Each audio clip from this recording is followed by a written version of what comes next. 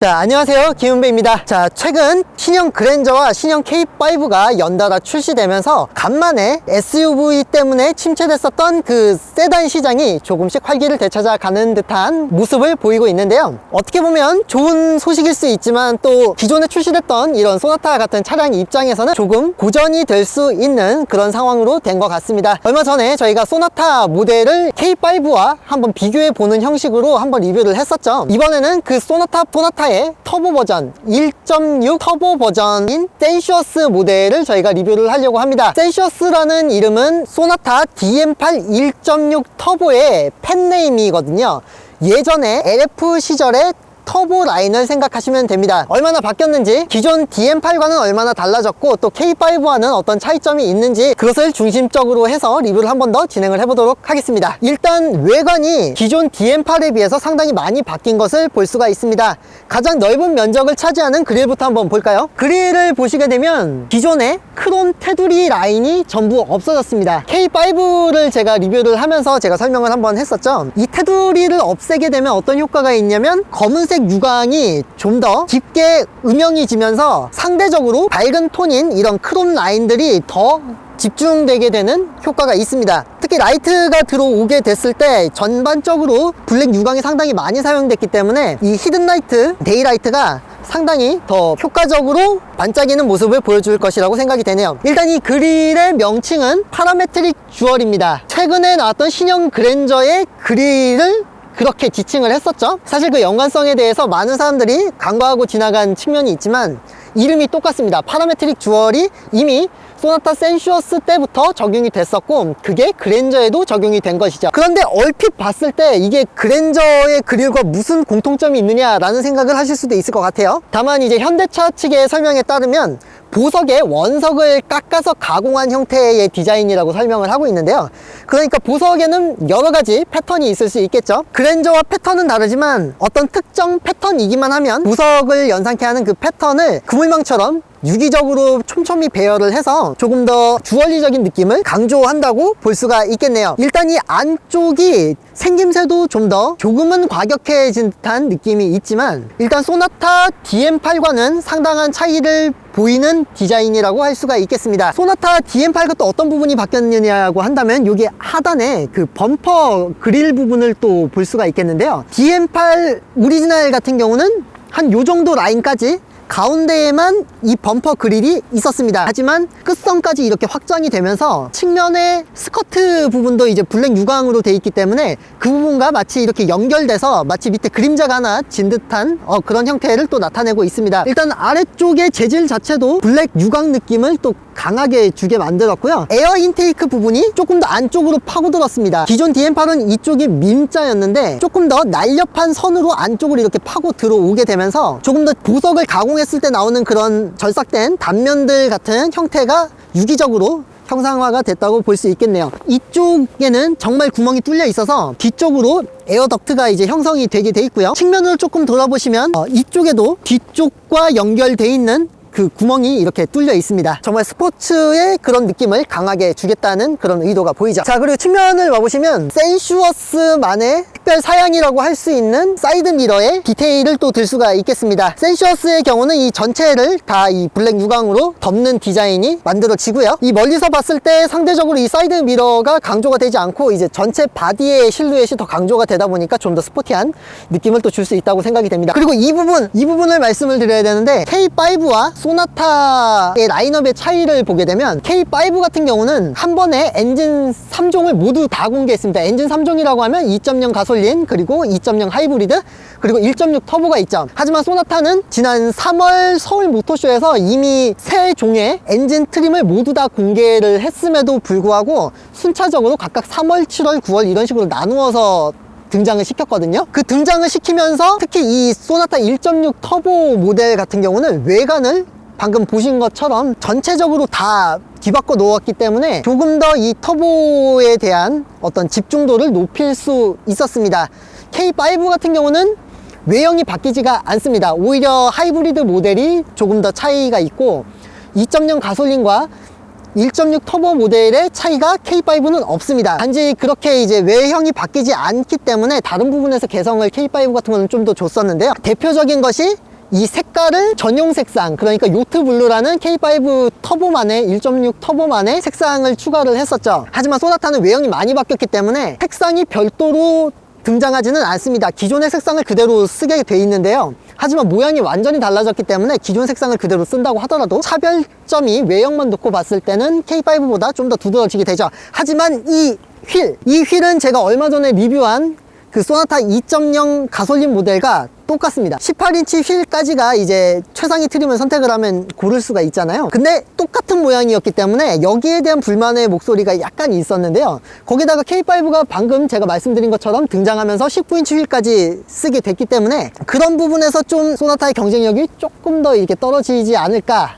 물론 이제 성능 면에서 보면 19인치가 그렇게 마냥 올바르다고 마냥 좋다고만은 할 수가 없겠지만 외관적인 디자인 측면에서는 확실히 점수를 따고 들어가는 부분이 있기 때문이었죠. 근데 얼마 전에 저희가 소나타를 지금 리뷰를 다시 하고 지금 채 일주일도 되지 않아서, 그때는 제가 18인치 소나타 센슈어스라고 하더라도 18인치 휠까지밖에 들어가지 않는다 그랬는데 바로 며칠 전에 소나타 센슈어스에 19인치 휠이 적용이 됐습니다. 5 스포크를 겹쳐놓은 듯한 디자인인데요. 안쪽에 5 스포크는 블랙 유광으로 되어 있는 그 휠이 등장을 했습니다. 그래서 실질적으로 센슈어스와 K5의 차이가 이제 하나가 더 줄은 셈이 됐죠. 그렇다면 K5는 소나타에 비해서 갖고 가는 장점이 내부에 이제 디커 스티어링 휠과 요트 블루라는 전용 색상밖에 없는 것이죠. 저희가 기존 DM8에 대한 설명을 많이 했기 때문에 차이점 위주로 진행을 하고 있습니다. 그래서 지금 측면은 어느 정도 디테일을 좀 생략하고 가는 방향으로 가겠습니다. 하지만 이제 측면을 지나서 후면으로 올 때쯤 되면 다시 또 두드러지는 부분이 있죠. 딥셔 라인이 여기까지 이제 오기 때문인데요. 앞서 말씀드렸듯이 앞에서부터 그 범퍼 하단에 그릴 라인이 이제 블랙 유광으로 돼 있는데 그걸 측면에 검은색 이제 스커트 라인을 또 타고 들어와서 또 여기까지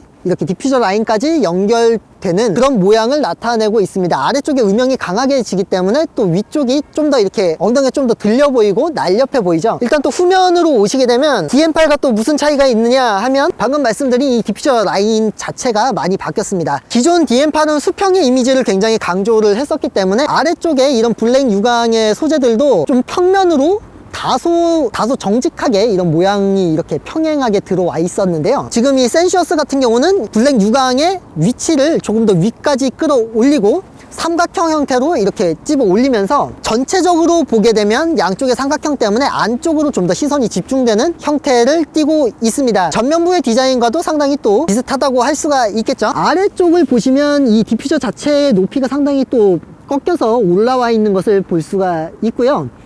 아래쪽에 이런 몰딩들도 조금 더 많이 이렇게 튀어나와 있는 것을 볼 수가 있습니다. 그리고 소나타 DM8 같은 경우에 머플러를 따로 바깥으로 빼두지 않았었죠. K5는 양쪽에 머플러 장식이 이렇게 달려 있었던 것에 반해서 소나타는 아예 머플러 장식 자체를 만들지 않았었는데 센슈어스에는 이렇게 싱글 더블 팁 머플러가 달려 있습니다. 자, 이제 내부로 한번 들어가 보실까요? 자, 내부로 들어와 봤습니다. 내부는 정말 바뀐 게 하나도 없다고 해도 과언이 아닐 만큼 정말 비슷합니다. 근데 여기에 대해서 또 불평을 할 수는 없을 것 같은 것이 가격 차이가 소나타 2.0 가솔린과 많이 나질 않습니다. 제일 기본 트림에서는 가격 차이가 한 140만 원이 조금 넘는 정도의 차이가 나고요. 하지만 최상위 트림으로 갔을 때는 78만 원 정도의 차이밖에 나지 않습니다.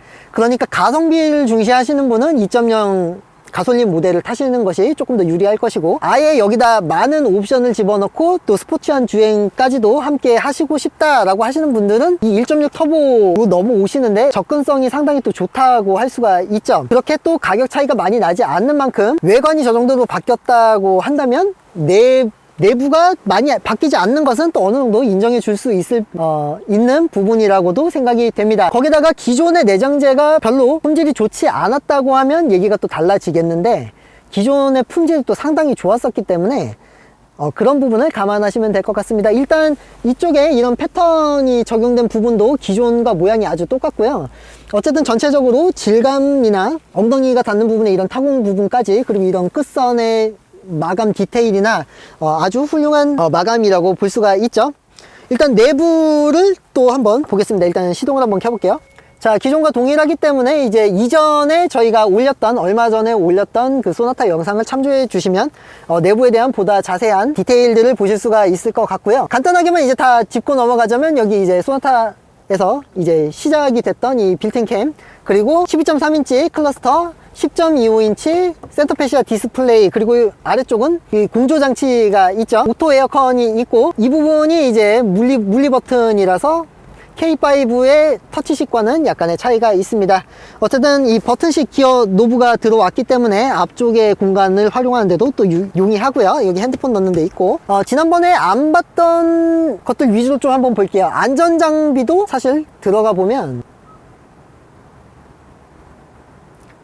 안전장비 부분에 있어서도 헤드업 디스플레이 사양 똑같고요. 운전자 보조 기능에서도 주행 보조, 그리고 운전자 주의 경고, 전방 안전, 차로 안전, 후측방 안전, 주차 안전 들어가 있는 게 대동소이합니다. 다 똑같이 센슈어스와 소나타와 센슈어스의 차이가 없어요. 그랜저와 비교를 하더라도 크게 많은 부분에서 달라지질 않는데, 그랜저에는 이제 전방 대항차 같은 이런 몇 가지 기능들이 추가되어 있죠. K5와는 뭐가 다르냐라고 한다면, K5에는 그 그랜저에도 들어가 있는 주차 후 최종 목적지 전송 기능이 있습니다. 하지만 그거는 AI적인 부분이고, 어떤 본질적인 편의 사양이라고 했을 때는 또 그렇게까지 티가 나지 않는 부분이긴 해요. 또 그런 소소한 차이가 뭐가 있냐면, 이렇게 에어컨 공기청정 기능인데, 공기청정을 4단계 정도로 나눠서 구분을 해주는 게 K5고, 그 기능이 아직 들어가지 않은 게 이 소나타입니다. 또 한 가지 차이가 있는 것이 이 음성 부분이죠. 카카오 음성 시스템인데, 카카오 음성 시스템의 소나타에서는 온도 조절이나 날씨를 물어본다거나 하는 기본적인 사양이 적용이 됐다면, K5에는 이 창문을 열고 내리고 열선을 컨트롤할 수 있는 정도가 이제 추가가 됐다고 합니다.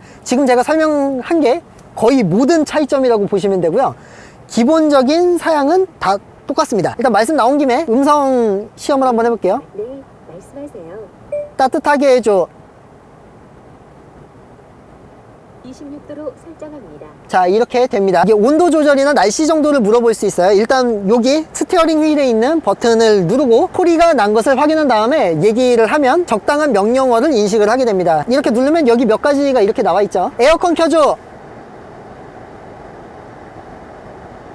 인식 중인데 소리 에어컨을 켭니다. 인식하는 데는 시간이 아직은 그래도 약간은 걸리네요. 네, 말씀하세요. 영화 추천해줘. 최근 인기 영화는 겨울왕국 2, 포드 V 페라리, 나이브스 아웃, 감쪽 같은 그녀, 라스트 크리스마스예요. 자, 이렇게 영화 설명도 해주죠. 한 번 더. 네, 말씀하세요. 날씨 알려줘. 현재 상암동은 흐려요. 이후에는 비가 오겠어요. 기온은 6도로 쌀쌀할 것 같아요. 자, 이렇게 반응성 자체는 나쁘지 않습니다. 보통이고 말을 했을 때 인식을 어느 정도는 해주는 편이고요. 챙기는 거 있- 다만 그 말을 했을 때 인식 중이라고 해서 이렇게 처리되는 데까지 시간은 그래도 좀 걸리는 편입니다. 뒷자리는 어차피 똑같을 것이기 때문에 앞자리는 한 요 정도에서 얘기를 할까요? 그리고 주행 영상 예고를 하나 하고 넘어가겠습니다. 이 전면 윈드글라스와 이 측면 도어글라스가 센슈어스에는 이중 접합 유리가 적용이 됩니다. K5 역시 적용이 되는 부분이고요. 어쨌거나 기존 오리지널 DM8과 센슈어스를 놓고 비교했을 때 이 차음 유리 부분이 달라졌기 때문에 내부 소음이나 이제 바깥에서 들어오는 풍절음에 어느 정도 차이가 있는지 주행 영상에서 한번 본격적으로 비교를 해보도록 하겠습니다. MVH 측면에서 또 한 가지 체크를 해봐야 될 부분이, 본질적으로 1.6 터보가 되면서 엔진이 바뀌었다는 점이 될 테죠. 그 부분 역시 한번 시험을 해보도록 하겠습니다. 우선 이 엔진이 중요한 이유는 현대차가 최초로 개발한 CVVD 기술이 이 엔진부터 적용이 됐다는 것입니다. 대부분의 차량에 들어가 있는 CVVT라는 기술이 있죠. 그건 엔진의 밸브 타이밍을 조절해주는 기술이고요. 소나타 2.0 가솔린과 K5 2.0 가솔린에 들어가 있는 CVVL 엔진이 또 있습니다. 그 유형의 엔진은 끝에 L이 리프트입니다. 밸브를 얼마나 깊게 열고 닫을 것이냐를 얘기를 하는 거죠. 그러니까 얼마나 많은 공기를 넣고 뺄 것이냐가 이제 컨트롤이 되는 부분인데, 이 CVVD 엔진 같은 경우는 끝에 있는 D가 듀레이션입니다. 밸브가 열려있는 시간 자체를 컨트롤할 수 있는 좀 더 상위 기술이라고 할 수가 있습니다. 기존 엔진이 연비 지향형이냐 혹은 성능 지향형이냐를 하나를 세팅해 놓고 거기에 맞춰서만 밸브 조절을 사용해야 했다면, 이 CVVD 엔진 같은 경우는 성능에도 초점을 맞췄다가 필요에 따라서는 연료에도 중점을 둘 수 있는 그런 형태의 엔진이라고 합니다. 주행 영상에서 좀 더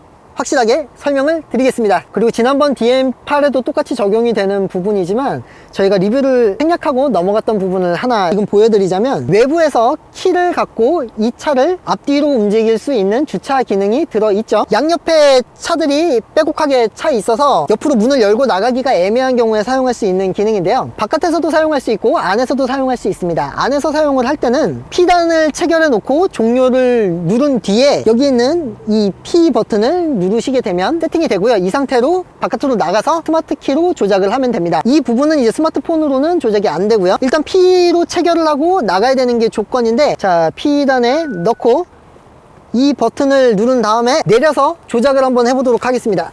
자, 저희가 리뷰를 하느라고 차를 잠깐 주차선보다 조금 더 앞으로 이렇게 빼놨었는데요, 이제 이 키를 활용해서 앞뒤로 한번 움직여 보겠습니다. 지금 일부러 차의 바퀴를 돌려놨는데 앞뒤로 움직이는 것밖에 못하는 기능이긴 하지만 차 바퀴가 돌아가 있는 것을 바로 잡아서 앞뒤로 또 움직여 줄 수 있는 기능은 또 되기 때문에 한번 그 장면을 보여드리도록 하겠습니다. 바퀴를 중점으로 한번 볼게요. 자, 바퀴가 앞으로 돌아오고 이렇게 앞으로 가죠. 이게 앞에 만약에 장애물이 있게 되면 장애물을 인식해서 멈춘다고 합니다. 자, 이제 뒤로도 한번 넣어 볼게요. 방금은 그냥 제가 무서워서 멈췄어요. 이거는 그 기능 때문에 멈춘 건 아닙니다. 자, 어쨌거나 이렇게 앞뒤로 잘 들어가는 모습을 보실 수가 있습니다.